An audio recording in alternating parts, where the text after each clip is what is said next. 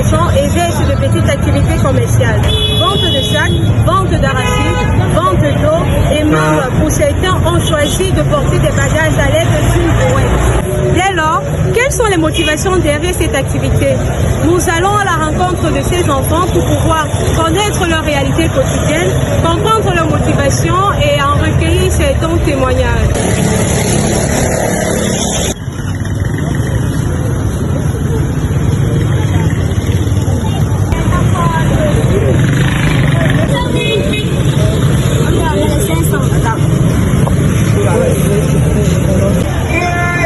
Derrière cette activité, chaque enfant a une histoire, des motivations et des objectifs qui lui sont propres. Je m'appelle Nathan, j'ai 11 ans. L'argent pour lequel je vais vous payer les petits scolaires, je vais vous payer ma pension. Et le montant que je vais me payer. Je me suis engagée dans la boîte parce que je voulais aider ma famille à payer ma pension, à payer mes cahiers, mon sac, mes chaussures scolaires. Et ça ne dérange pas mon père ni ma mère. Maintenant, en danger de la route, il y a souvent certaines motos, certaines voitures qui roulent comme les sauvages. Ils peuvent mettre un faute et fuir par. Je m'appelle Yohan, âgé de 12 ans. Je fais la boîte, tout ça pour payer ma pension. Quand je fais la boîte, je n'ai pas peur. Quand je fais la boîte, je n'ai pas peur. À part des camions, des voitures et des motos. Quand je fais la boîte, ça me rapporte au moins 3 000 par jour.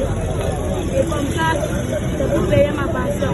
Au-delà de la parole des enfants, nous avons également voulu connaître le regard des parents sur cette réalité. À mon avis, en tant que mère d'enfant, bon, pour moi, je ne suis pas très contente.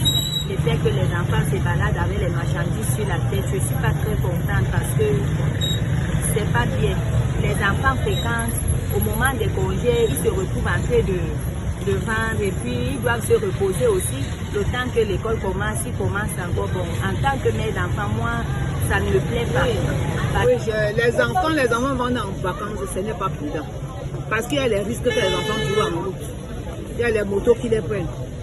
Il y a même les autres gens qui, par exemple les arachides, c'est sous la tête des enfants. Ils prennent un grain, ils prennent un grain. Après à la maison, on tape l'enfant pour rien. Est-ce que tu as vendu, tu as mis l'arachide alors que l'enfant ne connaît pas là où l'arachide est parti? Les enfants à se battre, mais il y a l'âge. Quand on n'a pas 15 ans, pour l'envoyer dehors, se battre, il peut son plan quotidien. Mais pas un enfant de 8 ans, 7 ans, 5 ans, quand il voit là, il fait l'ombre là dehors. Dans les machines, comment on va les kidnapper? On les kidnappe, on va les violer. Quel est le parent qui sera heureux?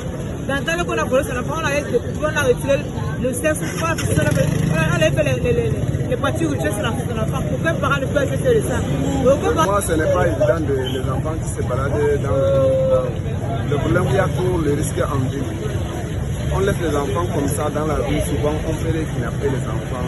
Je ne suis pas d'accord aux parents qui envoient les enfants dans le bordel de la route parce que tout comme on ne peut pas envoyer mon enfant dans le bordel de la route. Ce n'est pas que j'ai beaucoup, tout le risque de la route. Parfois, les enfants même s'égarent. Parfois, on dit l'autre vient parfois ici, l'autre même vient ici, il dit que viens voir mon fils, où c'est écrasé, il se court, l'enfant s'est écrasé. Donc parfois. Les avis restent partagés. Entre refus catégorique et acceptation sous certaines conditions, les parents interrogés ne partagent pas tous le même regard sur cette pratique. Plusieurs ont d'ailleurs préféré s'exprimer sous couvert de l'anonymat. Entre réalité économique, contraintes familiales et protection de l'enfant, le fait d'envoyer les jeunes dans les rues continue d'alimenter les débats. Dans une prochaine édition, nous nous intéresserons aux différents risques auxquels les jeunes peuvent être exposés, à travers les regards des citoyens et l'analyse des experts en sécurité.